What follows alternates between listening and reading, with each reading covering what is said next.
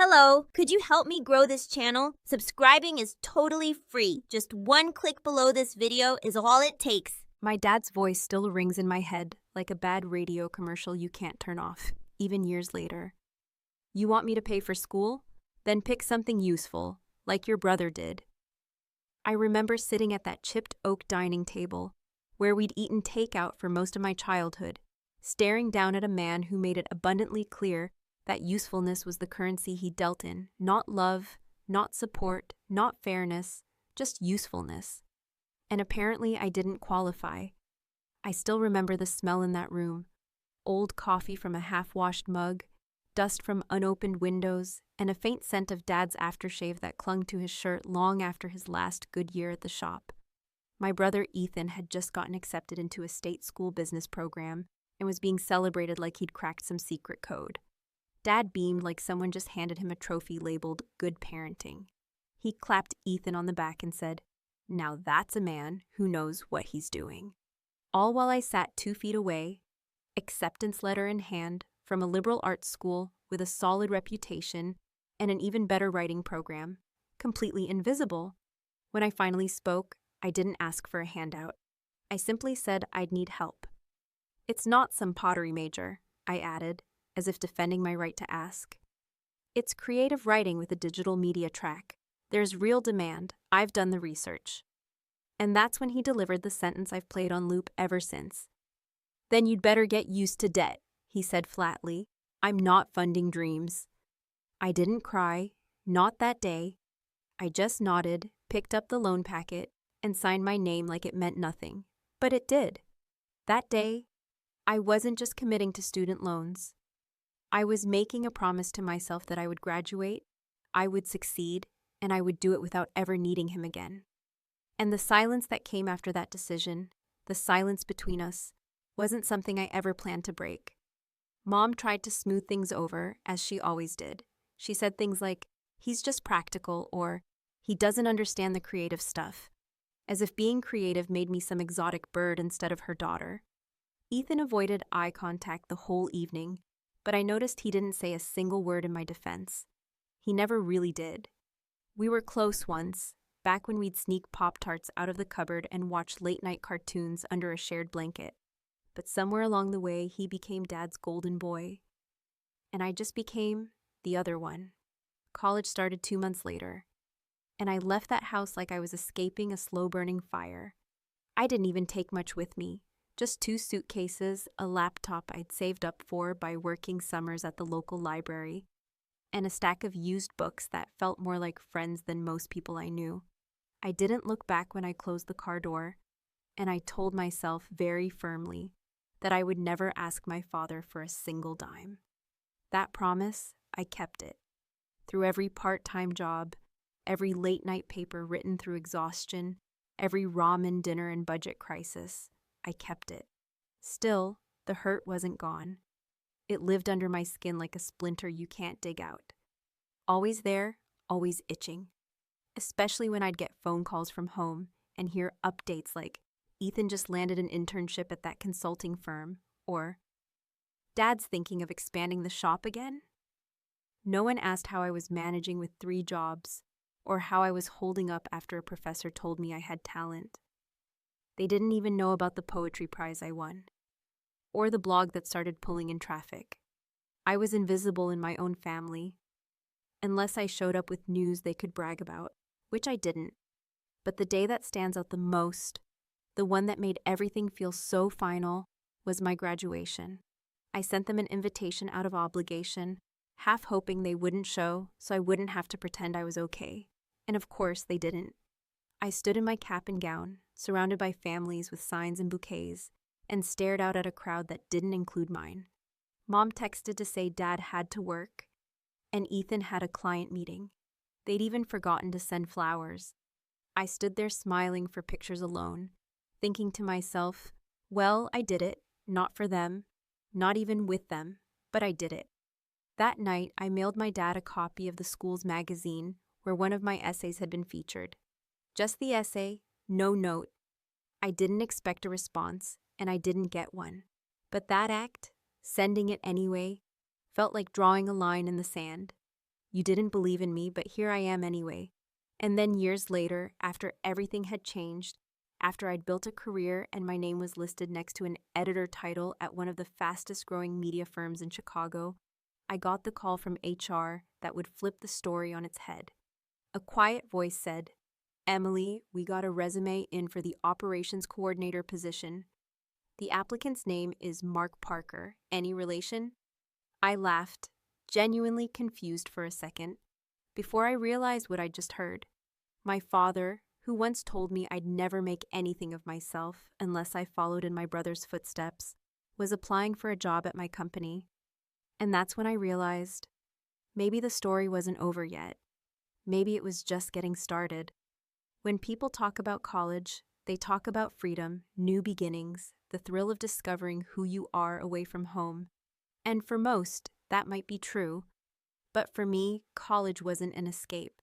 It was a battleground I entered without armor, dragging the weight of resentment behind me like a second backpack that no one could see but me. From the very first day I set foot on campus, I knew I couldn't afford to fail. Not emotionally, not financially, and certainly not in front of the man who refused to bet on me. The student loan paperwork was just the beginning. I remember sitting in that financial aid office, signing my name over and over again, like I was agreeing to a future where struggle was just a given. I felt like I was prepaying for every meal I wouldn't eat, every vacation I'd skip, and every moment of panic that would wake me up at 3 a.m, wondering how the hell I was supposed to make all this work. I had the numbers written out, thousands in tuition, interest piling up, and no safety net. I'd be graduating with debt thicker than a mortgage, but at least it was mine. At least no one could take credit for it but me.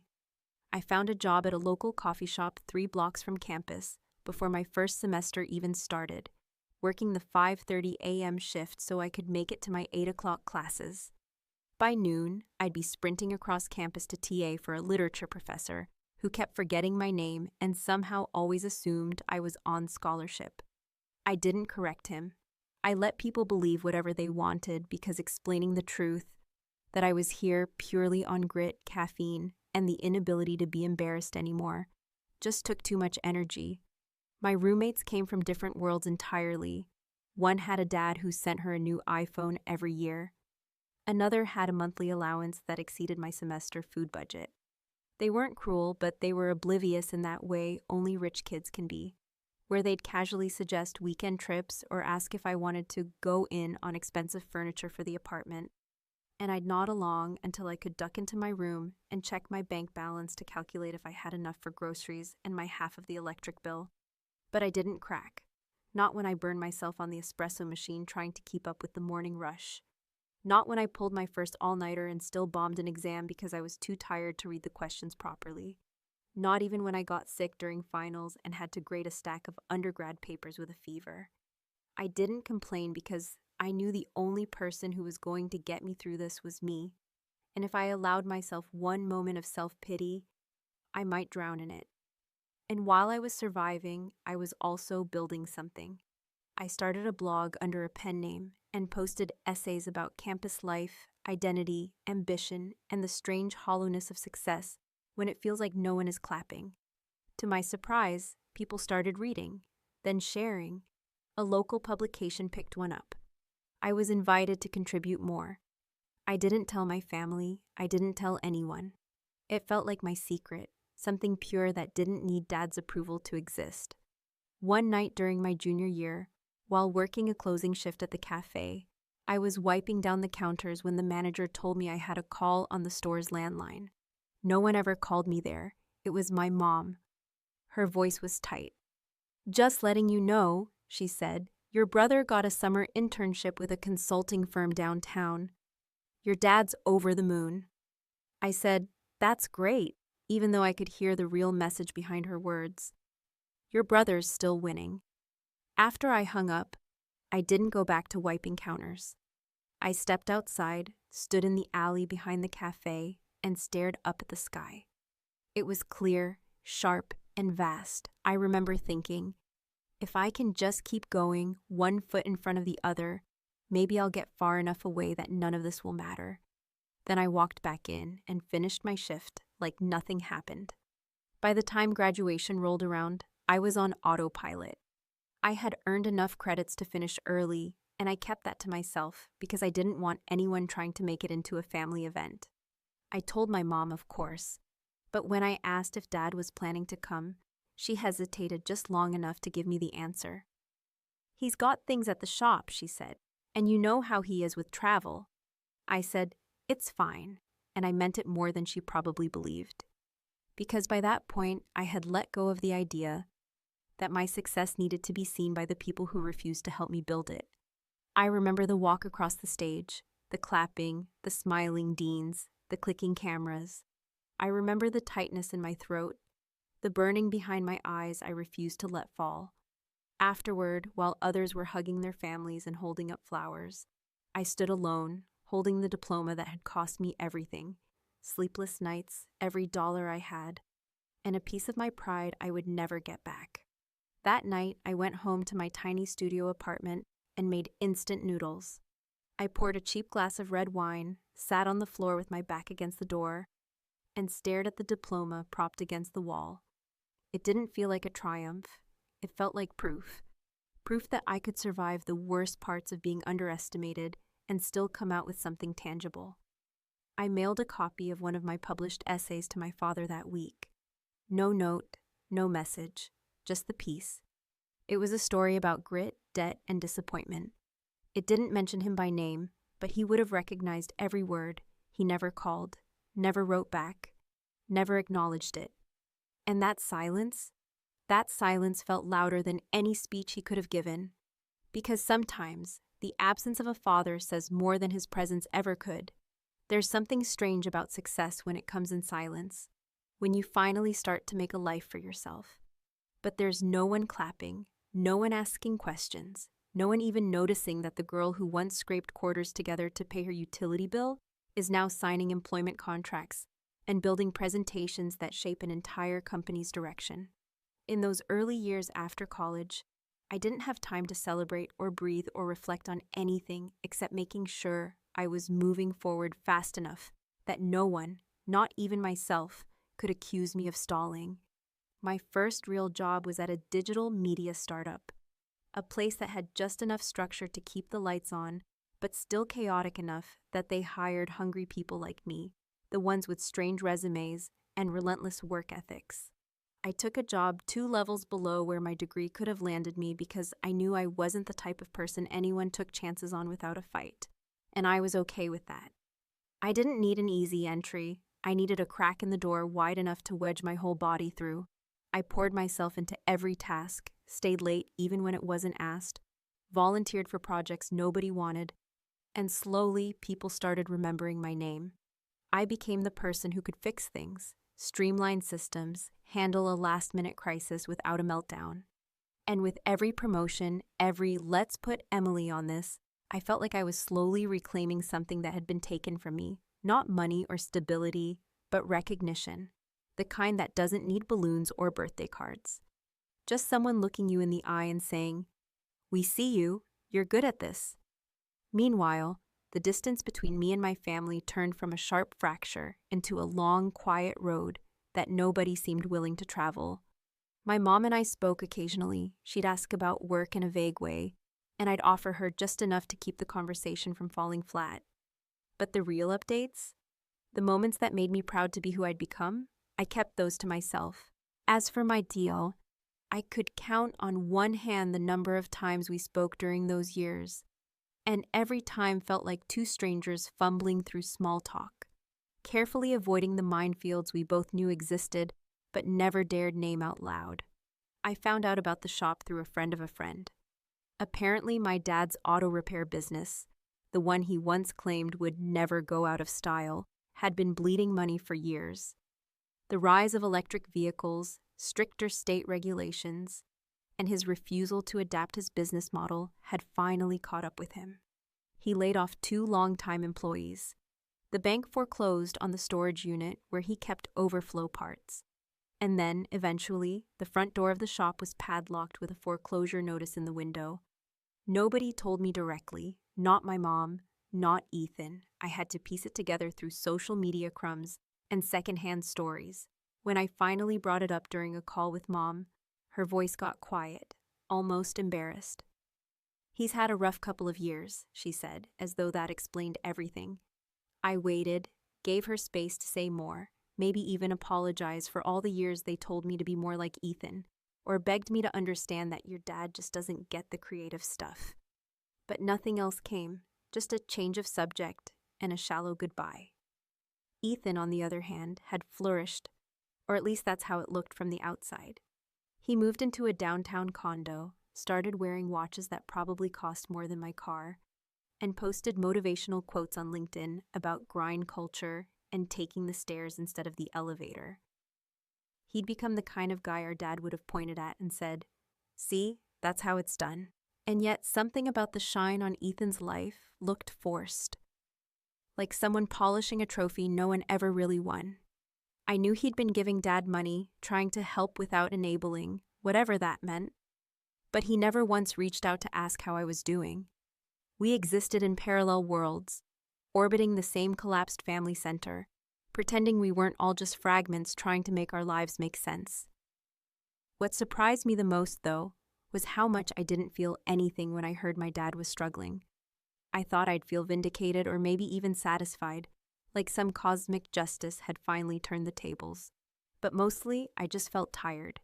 Tired of being the one who was supposed to care quietly, who was supposed to forgive silently, who was expected to show up even though no one ever showed up for me. Still, I did one thing, quietly, anonymously. I sent my mom a prepaid Visa card before Christmas, just enough to cover gifts and groceries so she wouldn't feel the pinch when my dad's unemployment check started running thin. I didn't sign it, didn't want the credit. I just wanted her to have a decent holiday, even if I couldn't bring myself to call it a gift. Then, just as things started to feel like they were settling into a new rhythm, just when I thought the distance between us was permanent and safe, the past came barreling back into my life in the least expected way. It was a Wednesday. I remember because I had just come out of a staff meeting where we discussed restructuring our internal operations team to make room for a new coordinator. I was back at my desk when HR pinged me on Slack with a single message. "Hey Emily, quick question. A Mark Parker applied for the operations coordinator role. That name sound familiar?" At first I thought it was a coincidence. Parker isn't rare, and maybe it was just someone with the same name. But then she attached the resume, and there it was, my father's full name, his address, his shaky, desperate list of former experience that suddenly looked outdated and small, against the backdrop of a company that had grown beyond anything he would have ever imagined. I sat there for a long time, not responding, not blinking, just staring. Because in that moment, everything came crashing back. Not just the words he once said or the support he never gave, but the realization that somehow life had twisted around so completely that the man who once looked at me like a foolish little girl now needed a job at the company I helped build. And the part that shook me most, I didn't know if I wanted to help him or watch him squirm. There's a very particular kind of power in being underestimated for so long that people forget to look up when you pass by. In building your credibility so quietly, so persistently, that the moment someone realizes you're no longer beneath them, but far, far above, it hits with a kind of force that feels less like revenge and more like gravity snapping back into place. That's exactly what I felt as I sat across from our HR director while she explained, with the delicate tone of someone unsure whether she was stepping into a personal landmine, that my father, Mark Parker, had not only applied for a position at my company, but had actually completed the preliminary interview and had made it through to the second round. Apparently, he'd come in dressed in a borrowed suit, clutching a printed resume and a cheap leather portfolio, trying to present himself as someone reliable, steady, and just looking for a second chance. I didn't respond right away because my mind was moving at double speed, flipping through mental photographs of a man who once called my passion a waste of tuition, who laughed when I told him about my scholarship, who never once read a single thing I published, not even the piece I mailed to his house in an envelope marked in my careful, hopeful handwriting. I stared at the HR packet in front of me, reading the lines about eager to learn, willing to adapt, and ready for a fresh start. And for a moment, it felt like a joke being played on me by the universe, a test to see how far forgiveness could be stretched before it snapped entirely. The operations coordinator position wasn't glamorous. It was mostly logistical: supply orders, inventory oversight, scheduling maintenance. But it came with full benefits, stable hours, and most importantly, a seat in a company that had become my second home, a company I had helped grow from the ground up. It was the kind of job people clung to in rough years, and the applicant pool wasn't exactly robust, which meant that unless I stepped in and said something, there was a good chance the team would offer it to him based solely on the fact that he could show up on time and use a spreadsheet. I didn't stop the process, not right away. Part of me wanted to see how far he'd take it, how much pride he was willing to swallow, and whether he even knew, really knew, that I worked here, that I sat in a corner office with a view, that my name was on the internal strategy memos he'd probably seen in the waiting room. When I asked HR if he mentioned me, she said no, not once, not even in passing. He filled out the application like I didn't exist, like his daughter wasn't a senior editor with hiring power, like he had erased me the way he always did when my choices made him uncomfortable. So I did what I do best. I turned the wheel quietly. I asked HR to route his onboarding assessment through me, citing strategic oversight and alignment with current internal workflows. Phrases I knew would pass without question. Then I redesigned the test packet myself. Nothing illegal or cruel, nothing he couldn't have handled with a little patience and effort, but just enough technical jargon, obscure task requirements, and time-sensitive prompts to put pressure where he wasn't used to it. It was the kind of assignment that required the same attention to detail he once told me I lacked. The kind of multitasking he insisted wasn't real work when I pulled back-to-back shifts during finals. He failed. Not dramatically, not embarrassingly, but enough that the HR team flagged his results as incomplete. He missed a deadline, skipped a section, misread a key instruction, the kind of mistakes that show not that you're incompetent, but that you're not quite ready. They offered him a chance to reapply in 60 days. I assumed he'd disappear, tail tucked, pride bruised. I assumed he'd get the message. Instead, he came back. 2 weeks later, I saw him walking through the front lobby, his eyes scanning the nameplates along the hallway, his shoulders set in that same stubborn line I remembered from childhood, shoulders that never dropped even when he was dead wrong. I watched from the glass conference room, invisible behind frosted panes and reflection, as he paused by the bulletin board near the elevators. He stared at a flyer advertising our company's upcoming Legacy Builders seminar, the one I was headlining, the one with my name printed in bold, black letters at the bottom. And still, he didn't flinch. He didn't ask to speak to me. He just sat on the waiting bench, hands folded, and waited for his next appointment. That afternoon, he left a note with my assistant, handwritten, folded 3 times. It said, "Emily, I know where I am. I didn't come to make this harder, just needed work. That's all. I respect what you've built." No apology, no warmth, just that strange, sharp mix of pride and shame that defined every interaction we'd ever had. I didn't respond, not directly, but the next day I flagged his file in HR and marked it as eligible for administrative assistant probation, which was code for, if he wants to prove himself, let him do it from the bottom. And prove himself he did. Over the next month, he showed up early, stayed late, ran copy paper, fixed jammed printers, and learned how to run simple procurement software with the kind of careful, methodical focus I'd never seen from him before. He didn't speak to me unless spoken to, and even then, he kept his eyes low, his tone neutral. He became to everyone else just another older new hire trying to make things work in the second act of life. But to me, he was a walking contradiction. A man who once laughed at my ambition, now surviving on the crumbs of it. A man who once refused to invest in my future, now relying on the very infrastructure I helped design. And I couldn't decide what felt more surreal, that he was here, or that I wasn't sure whether I wanted him to stay. What I did know, though, with perfect clarity, was that he would never be able to unsee what he'd seen on that flyer, never be able to pretend again that his daughter's work was meaningless or that her path wasn't worth paving.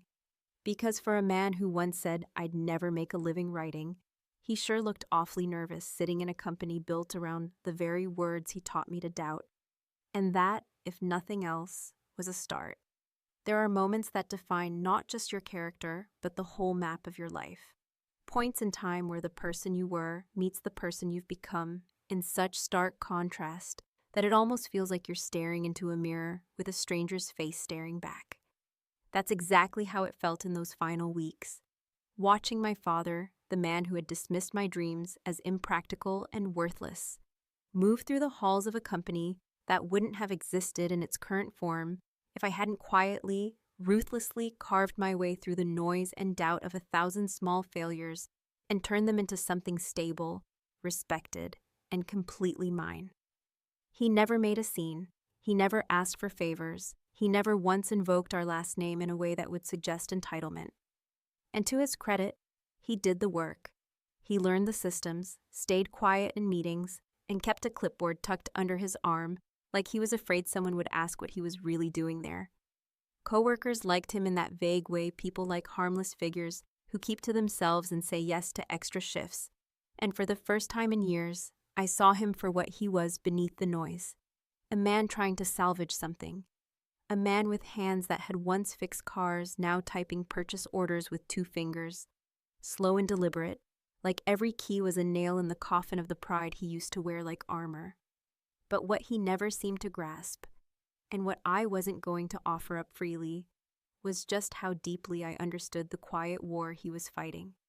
Because I had lived in that same shadow for years, eaten humble pie so bitter it burned on the way down, smiled through the humiliation of being the one no one bet on, and kept going, not because I wanted to prove anything to him anymore, but because stopping felt like giving in to a version of myself that he'd written before I even had a chance to draw my own lines. And even now, even after he'd spent weeks showing up and working under a title that most men his age would scoff at, I still hadn't decided what I wanted from him. An apology, an admission, or just the quiet satisfaction of knowing that I didn't need either to feel whole. It all came to a head the day we held our quarterly Legacy Builders seminar, the one designed to spotlight leadership growth, recognize team contributions, and, whether intentionally or not, highlight the very backbone of our company culture, resilience. I was set to give the closing address, a role I never really asked for, but was always expected to fill. And that day, when I stepped up to the podium, I spotted him in the 3rd row from the back, not hiding, but not exactly eager to be seen either. He didn't smile, he didn't nod. He just looked at me with that unreadable expression I'd known my entire life, the one that held both judgment and something like regret, though I never could quite separate the two.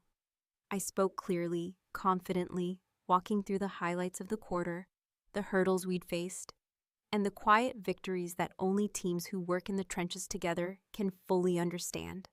And then, without planning it, without even fully knowing why, I pivoted in the last 2 minutes and said something that wasn't in the notes I'd rehearsed.